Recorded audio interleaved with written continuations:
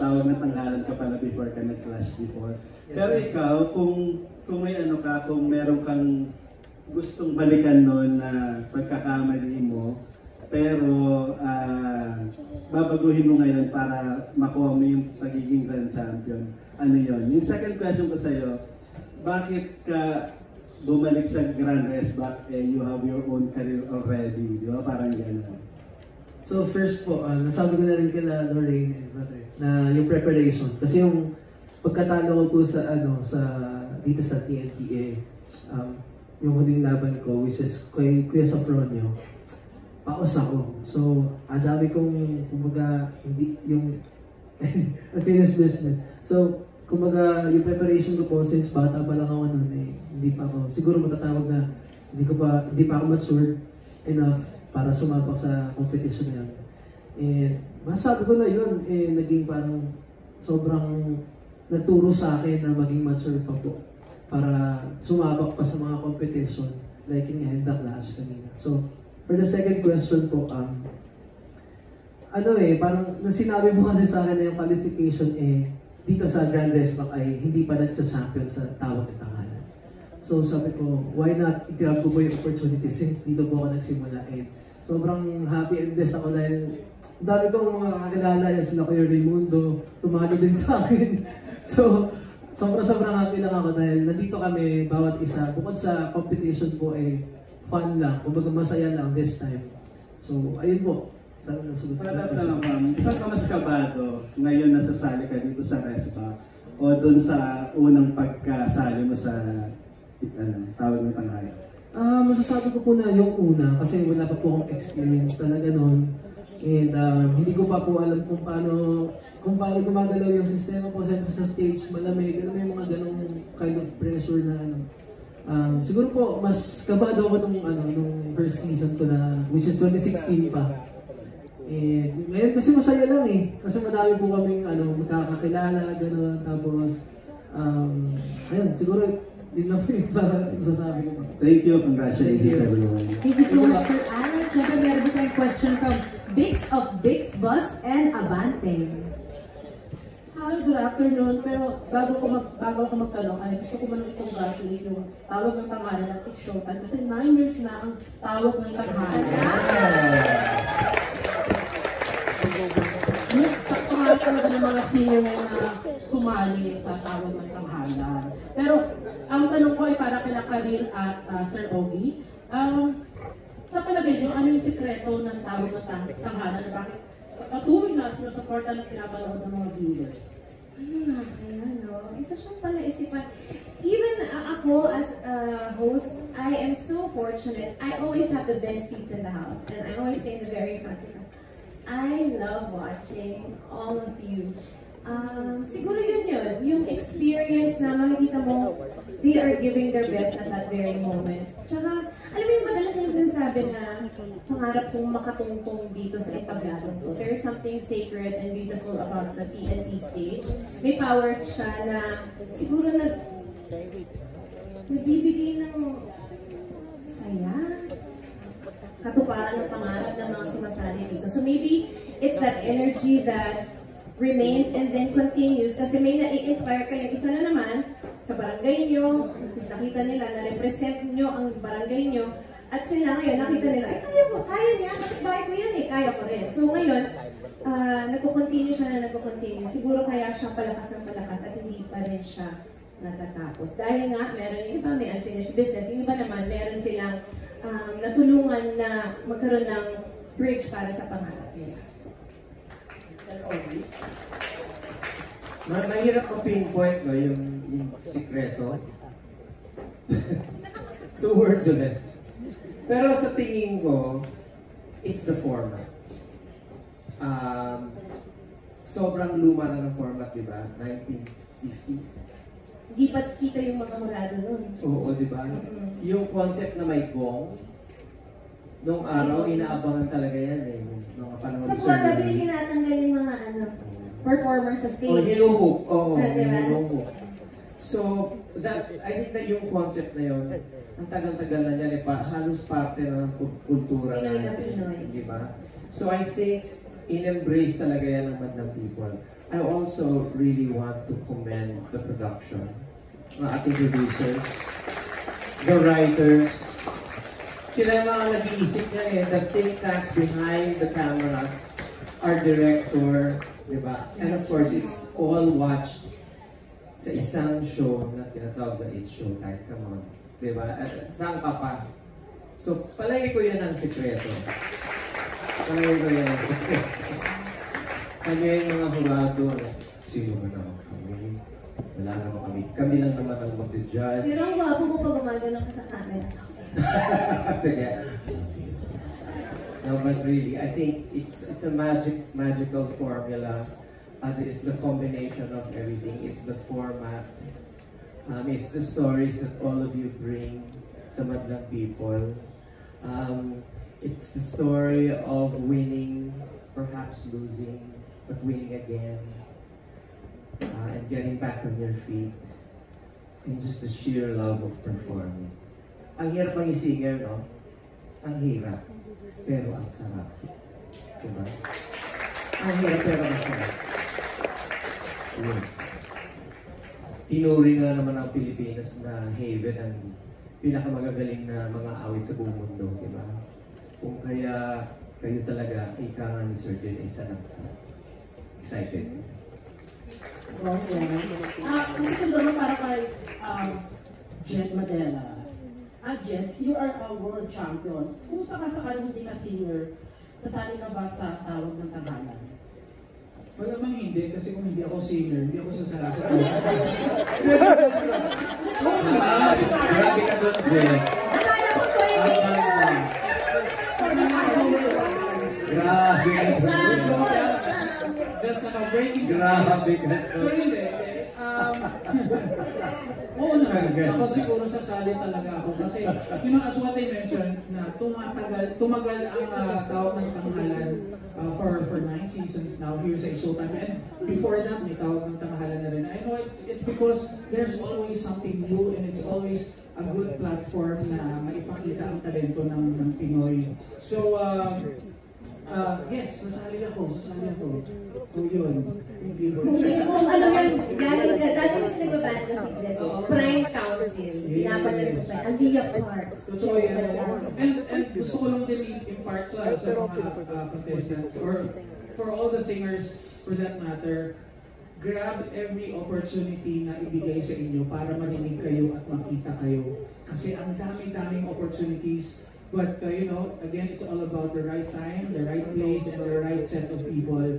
And with tawag ng tanghalan, how can you go wrong, diba? Tingnan niyo yung mga produkto ng TNT.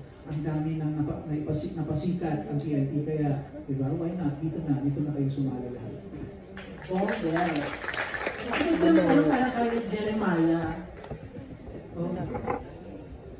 Focus sa Jeremiah, kasi diba season champion pala sa The Clash. So pwede mo advantage pa yun sa pag-breast back mo dito sa TNT? Hindi po eh.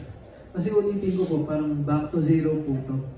And knowing na ganito po yung mga kasabayan nyo, dapat hindi ka relax, hindi ka kalmado sa mga pwedeng mangyari. And feeling ko hindi talaga sa advantage kasi halos lahat dito magagaling.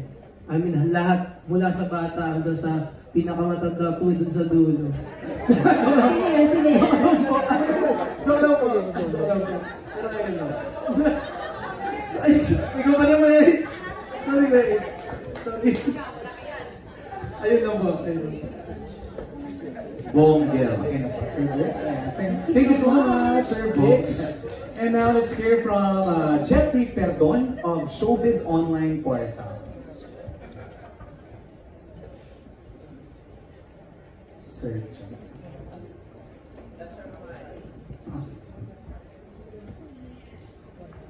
Tayo pala ba? Alright, so meron po tayong katanungan. Jeffrey Perdon. Alright, sa inyong pananaw, bakit sa dami ng singing competition sa telebisyon, mas masarap pa rin rumesbak ng resbak sa tawag ng tanghalan? Rumesbak ng rumesbak. Ayan. Actually, we need two responders to answer the question. Ayan. Meron ba tayong volunteer?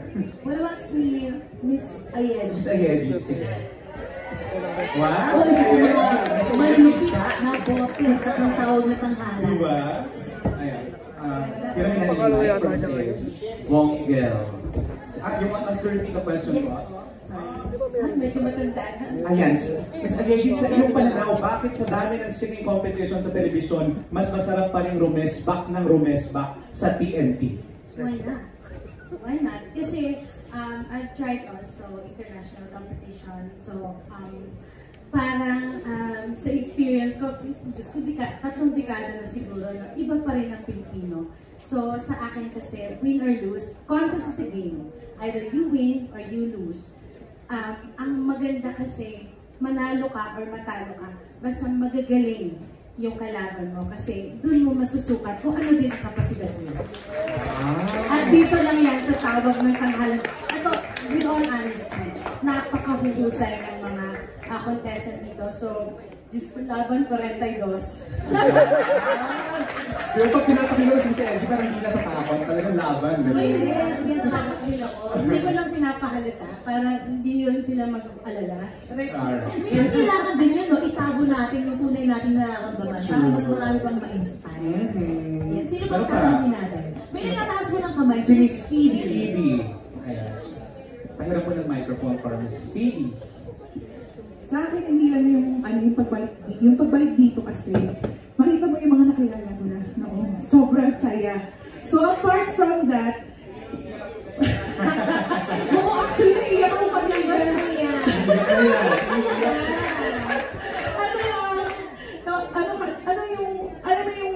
Apart sa sinabi ni Ayeji, tama yung sinabi niya, you learn from one another too. So, kung ano yung nakakadampot tayo sa isa't isa rin, yun yung nakakapulot. So, yun yung magandang factor niya. True. Kumbaga parang learning experience din, di ba? Habang nasa tawag na tanghalan journey ka. Thank you so much, Ms. Ayeji and Ms. Phoebe. Next question.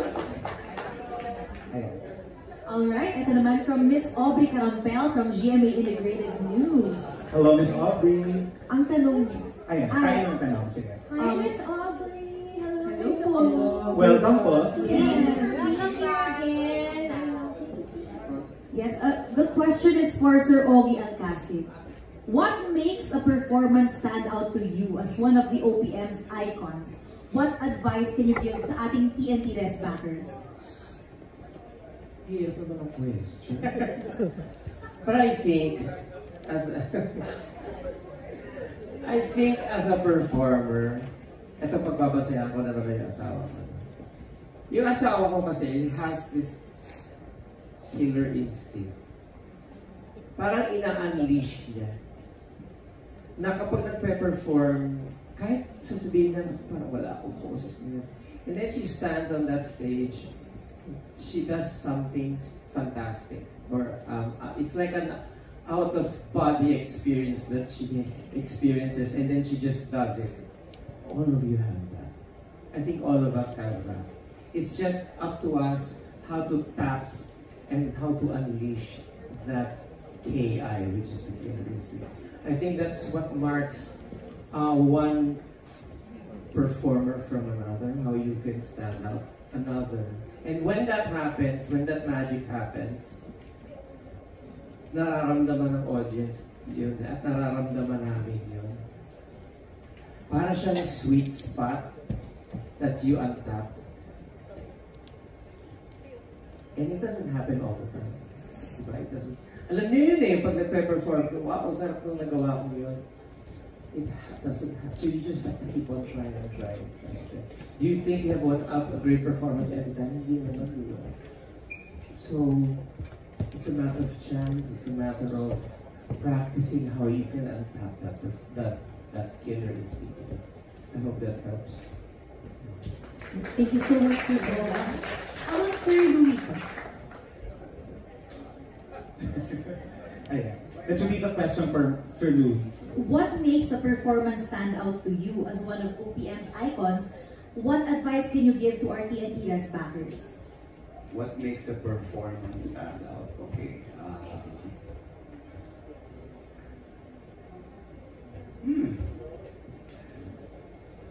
I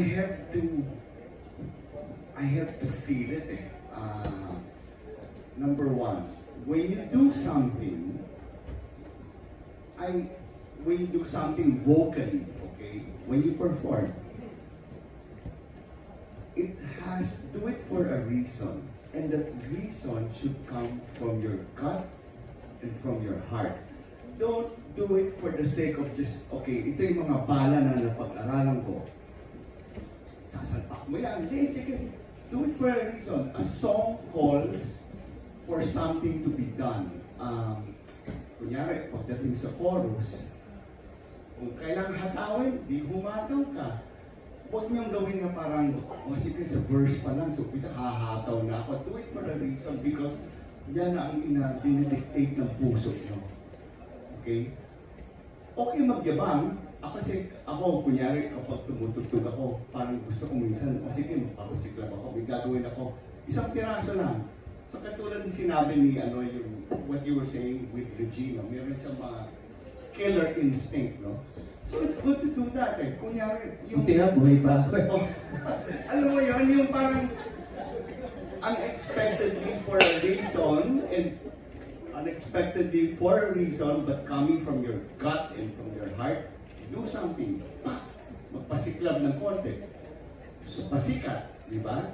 So, yan yung ma-advise. Thank you, Sir Louie. Grabe pala ako nasa workshop. Ang ganda naman sinasabi nila. Maraming salamat po. We have another question from Ms. Aubrey Carampel. Pero this time, sa mga responders, let's hear from Kim and Noe. Here's the question. What did you learn from your previous performances that you're applying now that you're back on the TNT stage? Kim muna.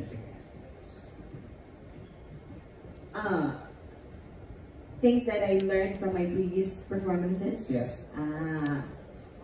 This show has let me discover a lot of things about myself, a lot of insecurities, my anxiety, and my gifts as well. So I think this time it should be about overcoming the negatives and highlighting the positives. So parang gusto kong ma-overcome yung sarili kong fears and anxiety nang at the same time mabigay ko rin kung ano yung gusto kong message this time. I would love this edition to be my story. Kumbaga, I want to give a story to the Madlang people through my songs, through my performances. Ayun. Thank you so much. Thank you so much, Kim. Miss Noe. Sorry po, can you repeat the question? All right. What did you learn from your previous performances that you're applying now that you're back sa TNT stage? Performances? Previous performances. Oh, okay. Thank you for that wonderful question. So, from my previous experiences, performances, yung mga natutunan ko na ina-apply ko ngayon is to connect more sa audience and not to focus on the technicalities only. Kasi sa mga previous performances ko, yun yung napansin ko sa akin. And also, I have stage fright if it isn't obvious. And I also want to overcome it and apply it ngayong Grand Rest Back. And I think na makakaya ko na ngayon kasi dati parang nung previous laban ko, hindi talaga ako yung laban na laban. And hindi ako prepared, I admit. Pero ngayon, laban na ako. Hindi kasi syempre laban na laban din yung mga kasali dito. And nakakahawa yung energy nila. Guys. Ngayon, I hope na mai-unleash ko yung killer instinct ko. Hey! Thank you! Thank you, Noe. Nag-aasaran sila, parang friends sila lahat. Kaya nga. Ito ang next question naman natin ay from Miss Hannah Mallorca of Inquirer.net.